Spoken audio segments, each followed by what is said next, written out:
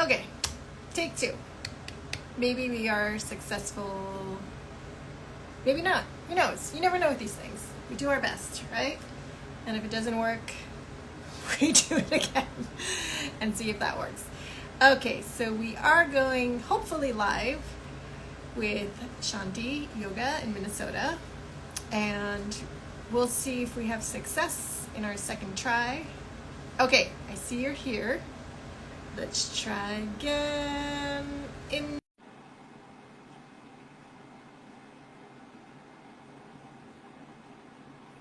right. Oh, we did it. Yay! Yay! Yay! I think what I was doing is I was trying to do it from my computer. Oh, yeah. So, Yeah. It doesn't like computers. I just got Venmo this summer because I have a college student intern who said I needed to join the Times. So if that says anything about technology.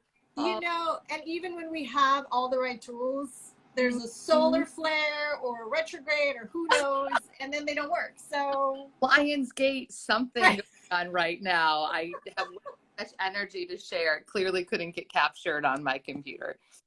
That's okay, but we made it. And you just taught a class, right? You said you just finished teaching. Yeah, ironically, as I was sending in my message, I teach a 9 a.m. class on these days, but I have some amazing students who are doing their teacher training programs right now. And Kyle sent me a message earlier this week, and he's like, do you have some guinea pigs, like students who I can practice with? I'm testing out this week with the Devanandi Institute.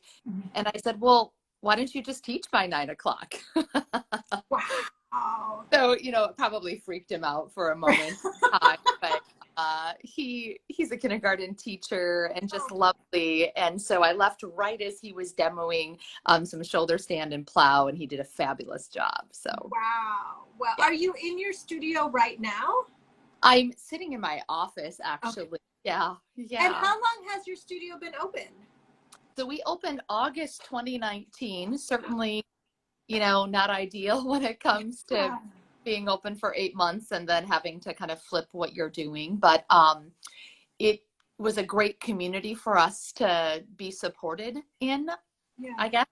We had 40 classes a week. I have 22, almost 23 teachers, and they just rode with the times. As soon as we knew we needed to be safe and have our space closed, we just did Facebook Live from our home studios. I had them doing their regular classes, but we just pushed it all out through Zoom, and people stayed engaged with us. I think because we just didn't drop the ball. We just kept moving. Yeah. And it really propelled us into kind of a new opportunity, really, when you think about it. I mean, to connect to people virtually and have teachers they know and recognize, and it was able to stay engaging for them. We could still talk to them, share with them about things they could use in their spaces to be supported in their practice, whether it was a side of a bed or a stack of old encyclopedias. Oh, it was crazy humorous, and I honestly wasn't sure if I was going to survive. I'm sure some people maybe on here could relate to just being a studio during those times, and a new studio. Yeah. So what did you do before you were a yoga studio owner? Were you in a completely different career? How did you make, some people are like, I was a banker and then a studio owner, and I'm like, whoa. Well, yeah, great. But that's also great. You have this amazing skill set. So what was your previous life, if you will? So my previous life and where my professional kind of credentials as far as education was in higher education. So I worked at my alma mater, actually here in the St. Cloud area, for about 6 years in various administrative roles. And then prior to that, I was at Texas A&M University in Texas. So my training and the work I did for 12 years was really working in higher education, anything from international students to academic advising to the most recent position I had was in alumni relations. I took a little hiatus, though. It's challenging to work for the place that you went to as an undergrad, and you know, all the things that make us shift our careers, whether it's balance, kids, family, just finding a better fit for ourselves. So I did 5 years of consulting, wellness, actually, and it kind of is what propelled me to here. I loved teaching. I'd been teaching yoga. I started all the programs at the college for staff and students, and I wanted to continue to use my professional skill set. So I did some wellness consulting for an insurance brokerage and brought in vendors to help support companies in their wellness programs. And sometimes I was that vendor teaching a yoga class, breath, meditation, mindfulness. Other times I brought in other, people in the local community to support whatever efforts they had. And it probably was a time where I needed to decide I was enough. I think for a long time, I didn't think I was enough, and I had enough, and I did enough, and I'd done all the things I guess yogis need to do before they open a studio. So I really had a lot of self-reflection time. And yeah, so here I am. And I love that, because it is really a journey to get to that point from maybe I should open a yoga studio to I'm opening a yoga studio to the studio is open. So is it everything you've envisioned it being? You're a studio owner now. How does it feel? Yeah, it feels awesome. Yeah.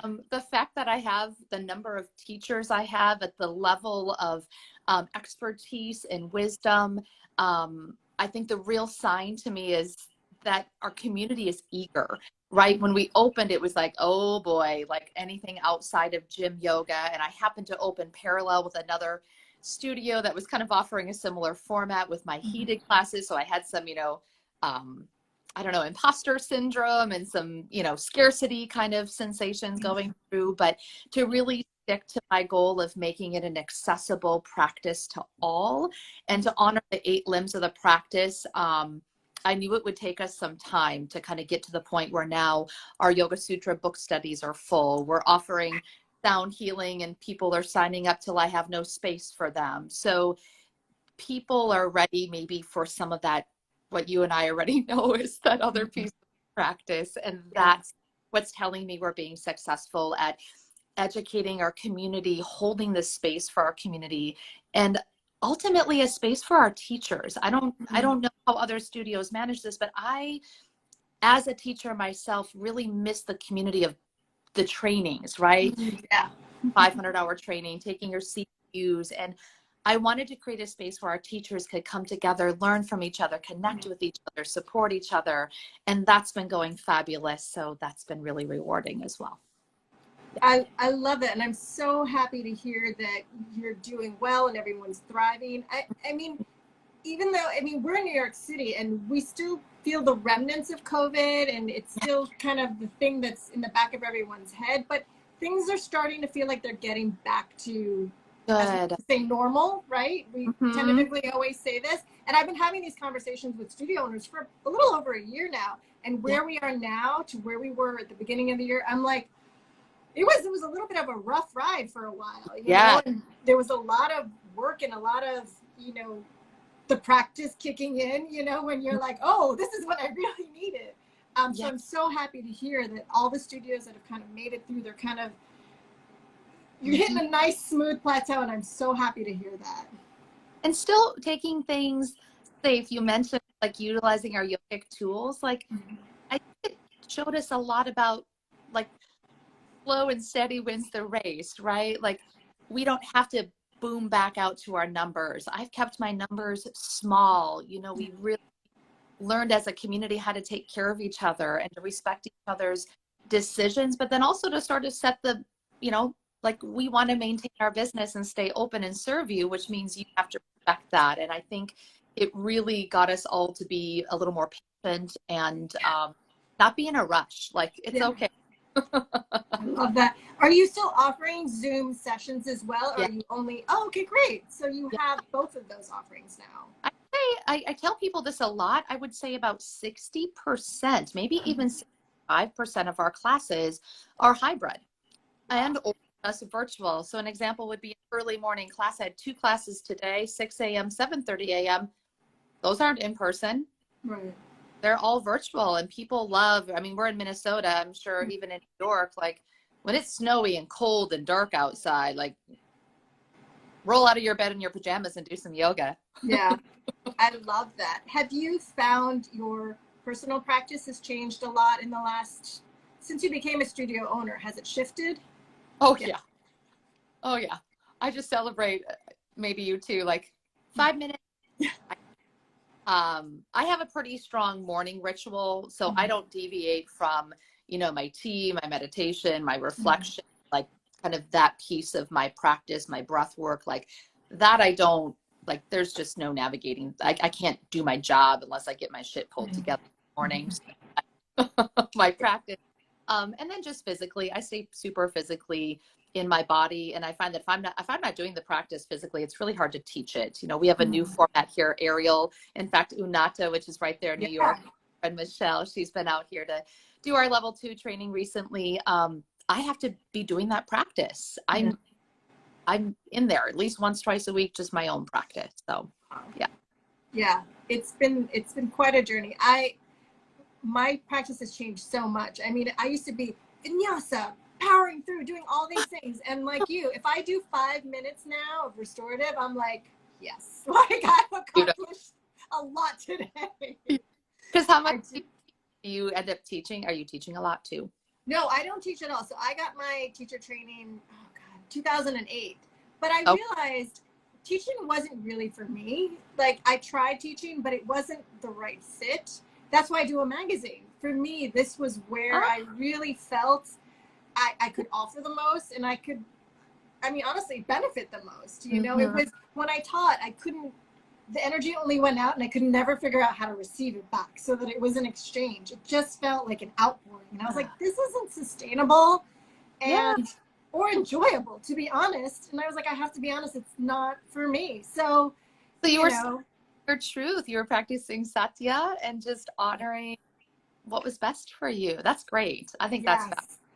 So I'm so grateful for partners like you that have supported our first issue, which you will be getting in a couple of weeks. So I have it here in my hands. They'll be coming out.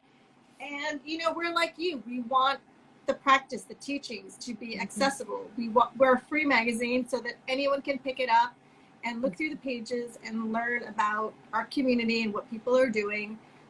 So thank you for that. I'm so excited. I'm excited to be involved in a bigger way. You know, that was that piece of COVID, maybe for many studios, where some of the things we anticipated doing, we had to put on the back burner. I mean, I needed to pay my rent and pay my teachers. So to, you know, spend a little bit extra on marketing or help support a magazine that we feel, you know, strongly about supporting, we just couldn't do that. And I feel like 2022 to 2023 is that year where, yes, like we're ready to get out there and support in that way, because I know it'll bring back that good feeling, that good karma. Yeah. And I mean, honestly, at this point, like anything is such a huge help. And even just having the magazine at your studio and having people know about our work is amazing. Yeah. So with looking to the future, what is it you're excited about that your studio is offering? Do you have retreats or like a workshop that you're just so excited about that you want to share with us? I would say, yeah, definitely. We have some retreats coming up, and my ultimate goal with retreats in general, and I learned a lot from some mentors and other studios that are doing a fabulous job across the state and the nation, world, of course, but was to continue to offer things that are accessible one-day pieces. So we have a lot of like the second Saturday of the month right here in our space. Sign up virtual or in person. We feed you. We have a community of like eating a little bit and treating. And I have the same teacher kind of navigating that so that she can develop some themes around sanctuary or, you know, with whatever we're working towards. And then we do have one coming up in Wisconsin in Bayfield. I don't know if you've heard of Wild Rice Retreat Center. I did once you told me about it. Yeah. It looks absolutely beautiful. Gorgeous. Yeah. I mean, it's superior. So how could you not get the energy of that space and feel amazing? That's coming up here in October, and we actually still have 2 or 3 spots left. So we'd love to fill that. I'm offering to drive everybody there if I can fit everybody in my van, so there's no gas cost if they're here. There are some people attending that live close to it as well.